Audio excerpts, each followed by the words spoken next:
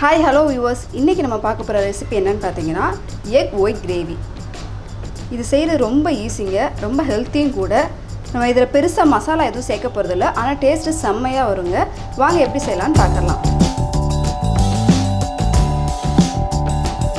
இதுக்கு செய்ய தேவையான பொருட்கள் என்னென்னு பார்க்கலாம்.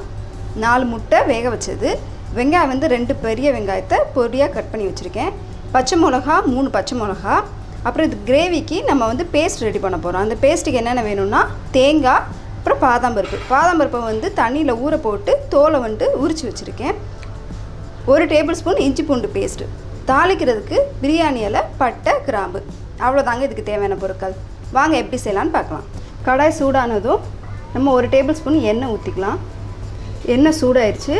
இப்போ 2 கிராம்பு, பட்டை, பிரியாணி இலை,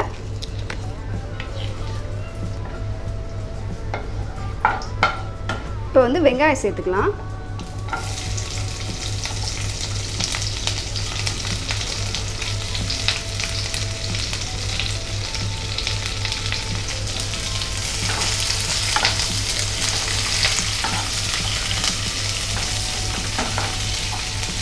ஸ்டவ்வை சிம்மில் வச்சுக்கோங்க, ஏன்னா வெங்காயம் வந்து கோல்டன் ப்ரௌன்லாம் வரக்கூடாது.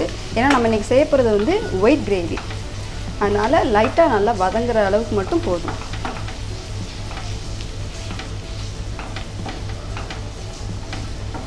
வெங்காயம் கொஞ்சம் வதங்கிருச்சு. இப்போ இஞ்சி பூண்டு பேஸ்ட்டு சேர்த்துக்கலாம்.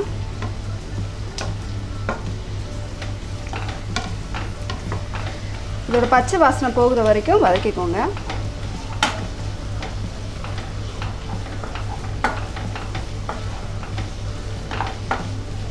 பச்சை மிளகா சேர்த்துக்கலாம். பச்சை மிளகா கொஞ்சம் வதக்கிக்கோங்க.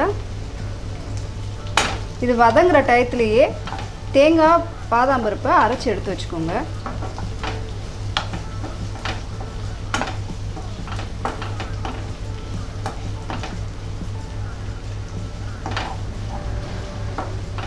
பச்சை மிளகா வதங்கினதும் இப்போ நம்ம அரைச்சி வச்சுருக்க பேஸ்ட்டை இதில் சேர்த்துக்கலாம்.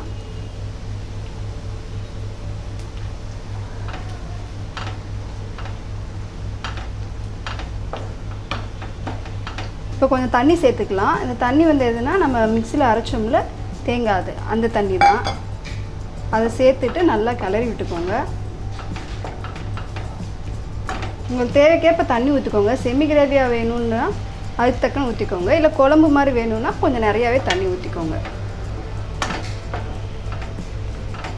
இப்போ தேவையான அளவு உப்பு சேர்த்துக்கலாம்.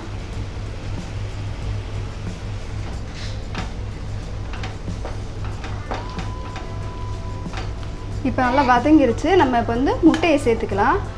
முட்டையை வந்து நான் 4 கீறி வச்சுருக்கேன். உடைக்கக்கூடாது, லைட்டாக அங்கங்கே கீறி விட்டிங்கன்னா இந்த கிரேவிலாம் உள்ளே போய் நல்லா டேஸ்ட்டாக இருக்கும்.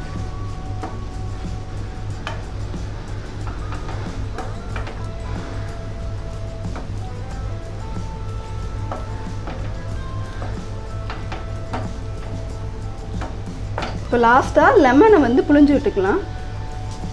லெமன் புழிஞ்சால் கொஞ்சம் லைட்டாக புளிப்பு டேஸ்ட்டோட சூப்பராக இருக்கும். லெமன் சேர்த்துட்டு லைட்டாக கிளறி விட்டுருங்க. கிளறி விட்டுட்டு லாஸ்ட்டாக கொத்தமல்லி தூவி இறக்கிடலாம்.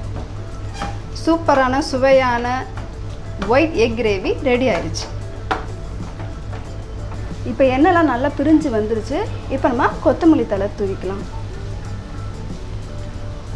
நல்ல க்ரீமியாக சூப்பராக வந்திருக்கு எக் கிரேவி. நீங்களும் இந்த டிஷ்ஷை செஞ்சு பாருங்கள். எப்படி இருக்குன்னு கமெண்ட்டில் சொல்லுங்கள்.